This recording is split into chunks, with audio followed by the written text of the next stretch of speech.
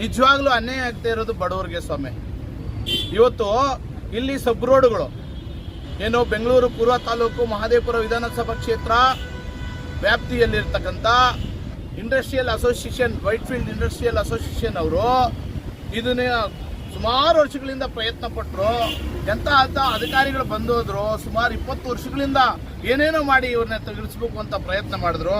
ಅಂಥ ಸಂದರ್ಭದಲ್ಲಿ ಮಾನ್ಯ ದೇವರು ಕೃಷ್ಣಬೈರೇಗೌಡರು ಸಾಹೇಬರು ಒಂದು ಆದೇಶ ಕೊಟ್ಟರು, ಅಂಗಡಿಗಳನ್ನು ಫುಟ್ಪಾತನ್ನು ತೆರವುಗೊಳಿಸಿ ಅಂತ. ಇಲ್ಲಿ ಅವರು ಹೇಳಿರೋದು 20% ತೆರವುಗೊಳಿಸಿ ಅಂತ.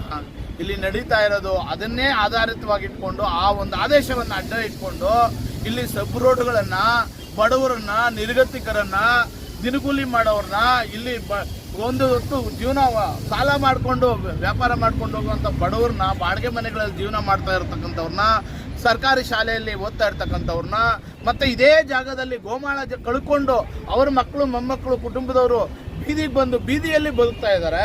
ಅವ್ರನ್ನೂ ಬೀದಿಗೆ ಇನ್ನೂ ಏನು ಇಲ್ದಿರ ಇವತ್ತು ಅಂಗಡಿಗಳನ್ನು ತೆರವುಗೊಳಿಸುವಂಥ ಕೆಲಸ ಮಾಡ್ತಾ ಇದ್ದಾರೆ. ನಾನು ಸರ್ಕಾರದ ಗಮನಕ್ಕೆ ತರಕ್ಕೆ ಇಷ್ಟಪಡ್ತೀನಿ. ಕಮಿಷನ್ ಅವರವರೆಗೂ ಮನೆ ಕೊಟ್ಟಿದ್ದೀವಿ, ಕೃಷ್ಣ ಬೈರೇಗೌಡ ಸಾಹೇಬ್ರಿಗೂ ಕೊಟ್ಟಿದ್ದೀನಿ. ಸ್ವಾಮಿ, ನಾನು ಒಂದು ಕಾಂಗ್ರೆಸ್ ಪಕ್ಷದ ಅಭಿಮಾನಿಯಾಗಿ ಒಬ್ಬ ಲೀಡರ್ ಆಗಿನೂ ಹೇಳ್ತೀನಿ, ನಿಜವಾಗ್ಲೂ ಇದನ್ನು ಬಡವ್ರ ಮೇಲೆ ಹೊಡೆಯೋದು ನಾನು ಖಂಡಿಸ್ತೀನಿ. ನನಗೆ ಯಾವ ಪಕ್ಷ ಅನ್ನೋದಕ್ಕಿಂತ ಮಾನವೀಯತೆ, ಬಡವ್ರಿಗೆ ಕಷ್ಟಕ್ಕೆ ನಿಂತ್ಕೊಳ್ಳೋದೇ ನಿಜವಾದ ಪಕ್ಷ. ನಾನು ಅದನ್ನು ನಿಜವಾಗ್ಲೂ ನಾನು ಆಗಾಗ ಹೇಳ್ತಾ ಇರ್ತೀನಿ, ಇದು ಏನಾದರೂ ತಪ್ಪು ತಿಳ್ಕೊಳ್ಳಿ, ನೀವು ಗುಂಡೇಟ್ಗೂ ಕಲ್ಲೇಟ್ಗೂ ತಪ್ಪಿಸ್ಕೋಬೋದು, ಬಡವ್ರ ಶಾಪಕ್ಕೆ ತಪ್ಪಿಸ್ಕೊಳಕ್ಕಾಗಲ್ಲ. ಇದಕ್ಕೂ ಮುಂಚೆ BJP ಪಕ್ಷ ಇದ್ದಾಗ ನಾನು ಇದನ್ನು ಪ್ರಶ್ನೆ ಮಾಡಿದ್ದೆ, ಇದನ್ನು ನಾನು ಹೇಳಿದ್ದೆ. ಇದೇ ಫ್ರೀಡಮ್ ಪಾರ್ಕಲ್ಲಿ ಆ BJP ಪಕ್ಷ ಇವತ್ತು ನೆಲಸಮ ಆಗಿದೆ, BJP ಪಕ್ಷ ಸರ್ವನಾಶ ಆಗಿದೆ. ಇವತ್ತು ನಿಮ್ಮ ಪಕ್ಷ ಬಂದಿದೆ, ನಿಮ್ಮ ಪಕ್ಷದಿಂದ ಬಡವ್ರಿಗೆ ಏನಾದರೂ ಅನ್ಯಾಯ ಆದರೆ ನಾನು ನೇರವಾಗಿ ಹೇಳ್ತೀನಿ, ನಿಮ್ಮ ಪಕ್ಷನೂ ನಿಲ್ಲಲ್ಲ ಕರ್ನಾಟಕದಲ್ಲಿ. ಎಚ್ಚರಿಕೆ ಇರಲಿ, ನಾನು ಎಚ್ಚರಿಕೆ ನೇರವಾಗಿ ಉತ್ತರ ಕೊಡ್ತೀನಿ.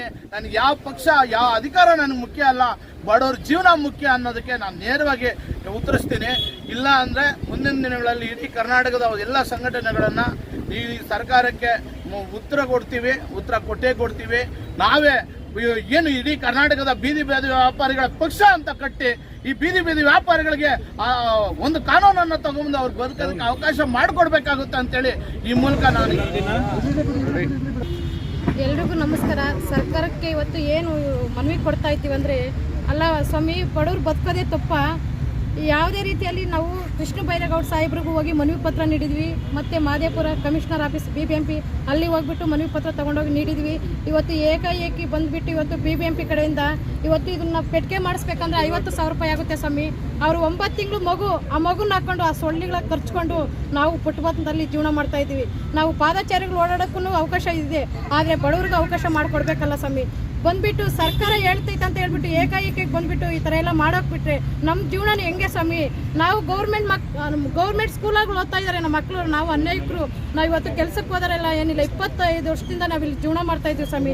ನಮಗೆ ಬಡವ್ರಿಗೆ ನ್ಯಾಯ ಮಾಡಿಕೊಡಿ, ನಮಗೆ ಅವಕಾಶ ಮಾಡಿಕೊಡಿ. ಏಕಾಏಕಿ ಈ ಥರ ಯಾವುದೇ ರೀತಿಯಲ್ಲಿ ಈ ಥರ ತೊಂದರೆ ಕೊಡಬೇಡಿ ಬಡವ್ರಿಗೆ. ಅಲ್ಲ, ಮೇನ್ ರೋಡಲ್ಲಿ ಹೇಳಿರೋದು ಕೃಷ್ಣ ಬೈರೇಗೌಡ ಸಾಹೇಬರು ಸಬ್ ರೋಡಲ್ಲಿ ಬಂದ್ಬಿಟ್ಟು ಇವತ್ತು ತೆರವುಗೊಳಿಸ್ತಾ ಇದ್ರೆ ಇವತ್ತು ಇಷ್ಟು ಜನ ಬೀದಿಗೆ ಬಂದಿದ್ದೀವಿ ಸ್ವಾಮಿ. ನಮ್ಮ ಮಕ್ಕಳು ಮರಿ ಪರಿಸ್ಥಿತಿನೂ ನೀವು ಅರ್ಥ ಮಾಡ್ಕೊಳ್ಳಿ. ಅಲ್ಲ, ಸರ್ಕಾರ ಮಾಡಿ ಬೇಡ ಅಂತ ಹೇಳಲ್ಲ, ಆದ್ರೆ ಈ ತರ ಬಡವ್ರ ಹೊಟ್ಟೆ ಮೇಲೆ ಹೊಡೆದು ಸರ್ಕಾರ ಹೇಳುತ್ತಾ ಈ ತರ ನೀವು ಅಧಿಕಾರಿಗಳು ಹೇಳ್ಬಿಟ್ಟಿದ್ದೀರಾ ಅಂತ ಹೇಳ್ಬಿಟ್ಟು ಬಂದ್ಬಿಟ್ಟು ಏಕಾಏಕಿ ಬಂದು ಇವತ್ತು ಈ ತರ ಅನ್ಯಾಯ ಆಗೋಗ್ಬಿಟ್ಟಿದೆ ಸ್ವಾಮಿ. ಇವತ್ತು ಯಾರು ಸ್ವಾಮಿ, ಅವರು 9 ತಿಂಗಳು ಮಗುನ ಎತ್ಕೊಂಡು ಜೀವನ ಮಾಡ್ತಾ ಇದ್ದಾರೆ ಸ್ವಾಮಿ. ಯಾವುದೇ ರೀತಿಯಲ್ಲಿ ಈ ತರ ಸರ್ಕಾರ ಮಾಹಿತಿ ತಗೋಬೇಡಿ, ನೀವು ಮಾಡಿ ಬೇಡ ಅಂತ ಹೇಳಲ್ಲ, ಆದ್ರೆ ಬಡವ್ರಿಗೂ ಅವಕಾಶ ಕೊಡಿ ಸ್ವಾಮಿ ಬದುಕೋದಕ್ಕೆ. ನಾವಿಷ್ಟು ಹೇಳಕ್ಕೆ ಸರ್ಕಾರದಲ್ಲಿ DK ಸಾಹೇಬ್ರ ಹತ್ರ, ಕೃಷ್ಣ ಬೈರೇಗೌಡ ಸಾಹೇಬ್ರ ಹತ್ರ ಹೇಳ್ತೀವಿ, ನಮ್ಗೊಂದು ಸಹಾಯ ಮಾಡಿ. ನೋಡಿ, ಸಬ್ ರೋಡಲ್ಲಿ ತೆಗಿಬೇಡಿ ಅಂತ ಹೇಳಿದ್ದೀರಾ ನೀವು, ಮೈನ್ ರೋಡಲ್ಲಿ ಅಂತ ಹೇಳಿ ಎಲ್ಲ ಸಬ್ ರೋಡಲ್ಲಿ ಬಂದು ಎಲ್ಲ ಅಧಿಕಾರಿಗಳೆಲ್ಲ ಬಂದ್ಬಿಟ್ಟು ನೋಡಿ ಸ್ವಾಮಿ, ಈ ಥರ ಎಲ್ಲ ದಾಡಿ ಮಾಡಿ ಎಲ್ಲದು ಒಂದೊಂದು ಅಂಗಡಿ ಕಷ್ಟ ಮಾಡಿ ಸಂಪಾದನೆ ಮಾಡಿರ್ತಾರೆ. 50,000 60,000 ಎಲ್ಲನೂ ಹಾಳು ಮಾಡ್ತಾ ಇದ್ದಾರೆ. ನೀವು ನೋಡಿಬಿಟ್ಟು ನಮಗೂ ಅವಕಾಶ, ಒಂದು ಸ್ವಲ್ಪನಾದರೂ ಅವಕಾಶ ಮಾಡಿಕೊಡಿ ಸ್ವಾಮಿ. ನಾವು ಮನೆಯಿಂದ ಆದರೂ ಮಾಡ್ಕೊಂಡು ಹೋಗೋ ಥರ, ಚಿಕ್ಕದೊಂದು ಟೇಬಲ್ ಮಾಡಿ ಮಾಡ್ಕೊಳೋ ಥರ. ಮಕ್ಕಳಿರ್ತಾರೆ, ಚಿಕ್ಕ ಮಕ್ಕಳು, ಅವ್ರಿಗೆಲ್ಲೂ ಫೀಸ್ ಕಟ್ಟಬೇಕು. ಮತ್ತು ಎಲ್ಲ ಮಕ್ಕಳು, ಚಿಕ್ಕ ಮಕ್ಕಳಾಗಲಿ ದೊಡ್ಡವರಾಗಲಿ ವಯಸ್ಸಾಗಿರೋರು ಎಲ್ಲರೂ ಇರ್ತಾರೆ. ಅವ್ರನ್ನೆಲ್ಲ ನಾವು ಇದು ಮಾಡಬೇಕಂದ್ರೆ ನಾವು ಇಲ್ಲಿ ಕಷ್ಟ ಮಾಡಿದ್ರೇ ಸ್ವಾಮಿ. ನೀವು ನಮ್ಮ ಕಡೆ ಒಂದು ಸ್ವಲ್ಪ ಕಣ್ಣು ನೋಡಿ ಸ್ವಾಮಿ, ನೀವು ನೋಡಿ ಏನು